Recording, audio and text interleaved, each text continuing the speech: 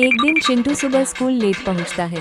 Teacher पूछती है, चिंटू रोज late क्यों आता है? मैडम, मेरा अलार्म तो बजता है पर मेरा दिमाग स्नूज मार देता है। टीचर हंसकर बोली, चिंटू पता है जो लोग सुबह देर तक सोते हैं उनका दिमाग सुस्त हो जाता है और पढ़ाई में याददाश्त भी कम हो जाती है। चिंटू तुरंत बोला, तो मैडम अब से मेरा दिमाग टर्बो मोड में रहेगा। High voltage. अगले दिन वो टाइम पर पहुंच गया।